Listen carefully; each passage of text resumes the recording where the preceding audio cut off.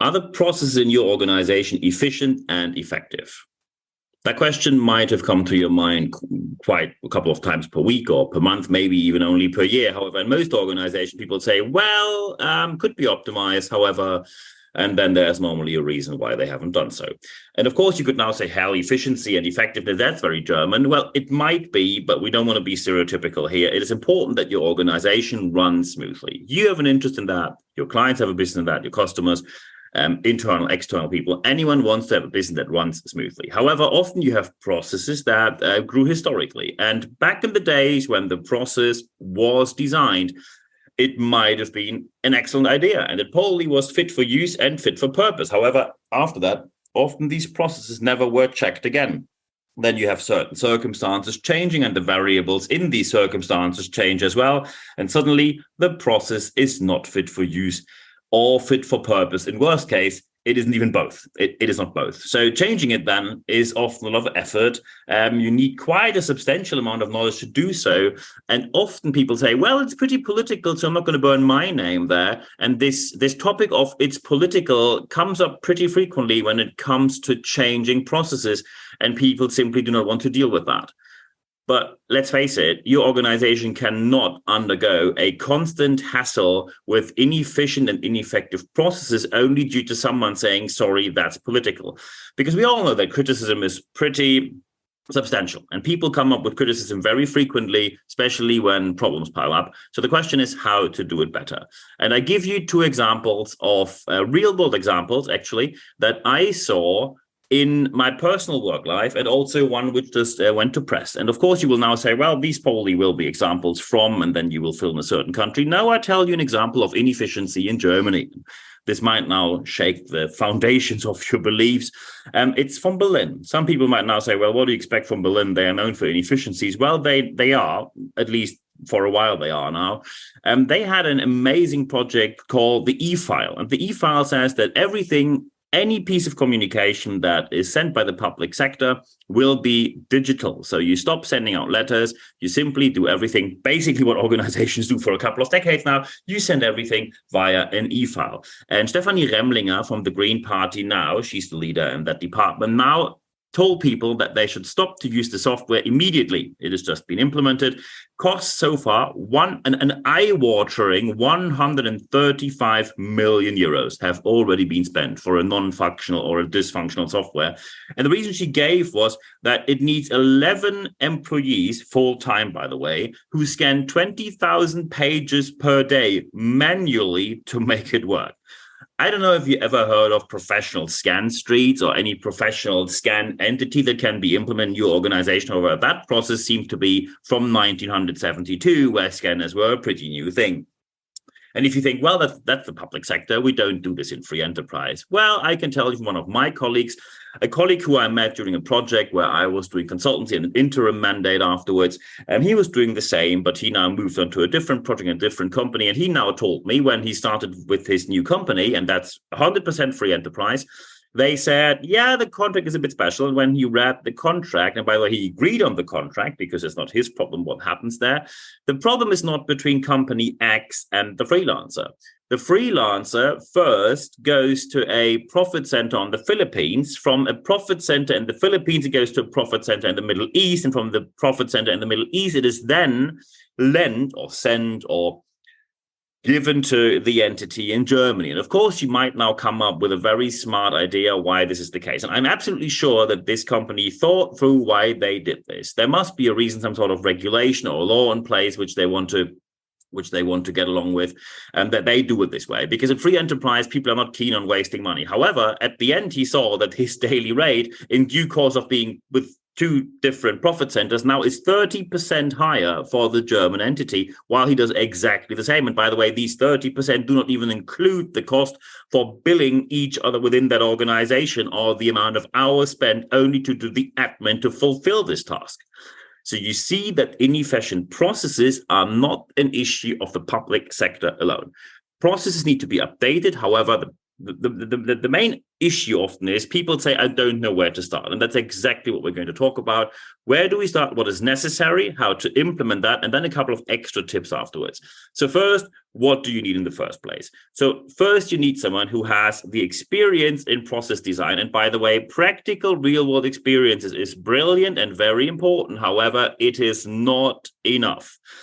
When you have the practical experience, you still need the scientific evidence for what you want to do, because sometimes you simply have a real experience which is very limited to the organization in which you work. And by the way, I do not mean that someone needs a piece of paper where it says, oh, you did this and that course. That's not what I'm talking about. Of course, courses can be helpful and they are proof that someone actually understood, especially when they are led by exams at the end. And people know what they do when they pass this exam. They at least have the newest scientific evidence. So you need the scientific evidence and the practical approach. Having only one of these two, if you only look at science, you might miss the mark by a mile when it comes to practical implication. When you have the practical implication and real-world experience, but not the scientific evidence, you might implement something which is outdated already. So you need both. Following that, what is also necessary is the internal view of business, organization, and people. And as you just heard, and business and organization and people, not or. If you only have the business on your side and the organization, but not the people, no one is going to obey the process. If you have the organization and the people on your side, but not the business, you're not going to get anything done. If you have the business on your side and the people, not the organization, you will have another inefficient process that doesn't work, which is not fit for use, fit for purpose. So you need the internal view for business and organization and people. You also, and that's the third aspect here in the category of what's necessary, you need an external view, because the external view can give you their personal lessons learned, their experience, and transfer what they have seen in your industry or other industries. Because you want to prevent that you implement a new process, everything is ticked off, every box is ticked, and you say that's in place. And then you go to an industry conference and think, wow, that talk just gave us some insights which we should have used. But it's too late now. You don't want to implement something which is outdated already just because you lack the view which is coming from an external person. So internal view for business and organization and people, and the external view, lessons learned, experience, and the transfer into your organization. When we now talk about how to get it implemented in your organization, the first aspect you need is management commitment. What does not work is when senior executives, leaders, board members, whatever you want to call them, say, you know, that's your job. I'm sure you do the best. It is not going to work, because as soon as you start, people suddenly say, oh, you want money from us or budget or people. Oh, no, sorry, that's not working. And then the whole process dies in its beauty. So step number one when you implement is management commitment. The second aspect when you implement it, you need a diverse team that has every single person that is part of this process or anyhow related to the process having a say. And of course, you might now say, well, that's a pretty big team. And normally with more people, you're not working quicker. I fully agree with you, but it's not about being the quickest one, but doing a great job. When you have a non-diverse team, you might create a process where at the end people say, yeah, well, on your personal board on PowerPoint, that might have looked brilliantly well. However, we do X, Y, Z, and that doesn't fit into your process at all. So a diverse team of anyone who is participating in the project is crucially important. And then the third aspect of how to implement it properly is that you need a very clear project roadmap, a proper plan with a highly competent PMO, project management office. When you now do not know what a PMO does, I can't explain what a PMO does in this podcast. That would take way too long. To get a very long story very, very, very short, I can tell you a very good PMO with excellent and highly skilled people manages all the different projects within the organization and sees synergies within the different projects. That's exactly what they should do. They take care of the resources, the planning, and anything they see that might have some sort of synergy, they will connect brilliantly well. And that's exactly what you need when you have a process redesign project, a highly skilled PMO with excellent people who have the scientific qualification and the real world experience. Now, here are some additional tips from real-world practice, because I have done this quite a number of times. And as you all know, you might have a plan, but as Mike Tyson says, anyone has a plan until you get punched in the face. So first, you need budget, and you need enough budget, but you also need a budget that, let's say, a second budget.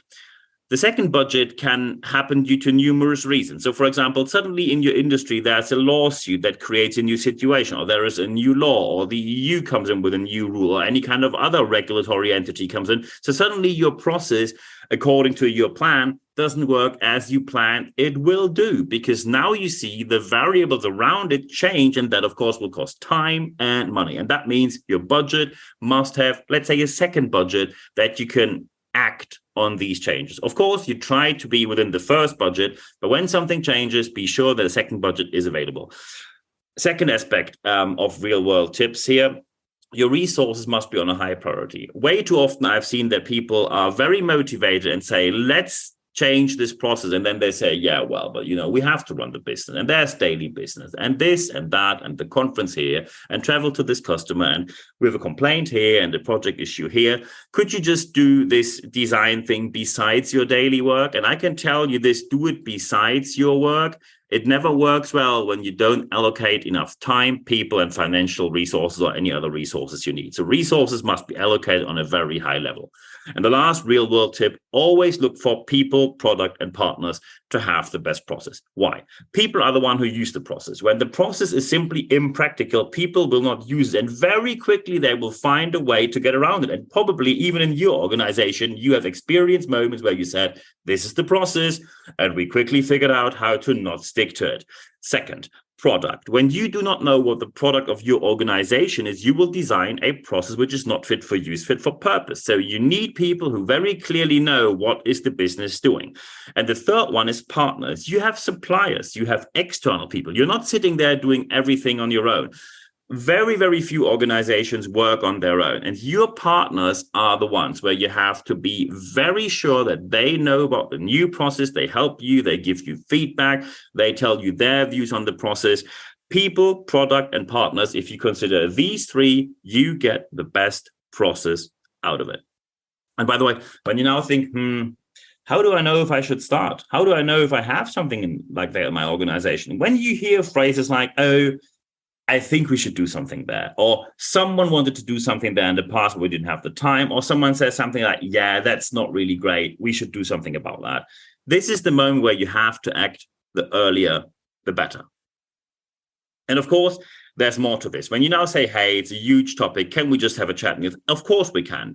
Just send me an email, nb@nb-networks.com.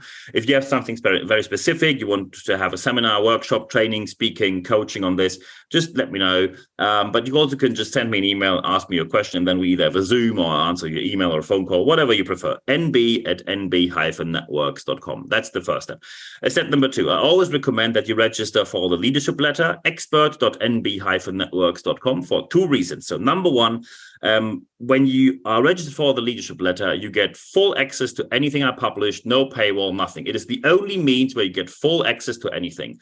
Also, the email, you only get 1 email every Wednesday morning. It's 100% content, ad-free guarantee.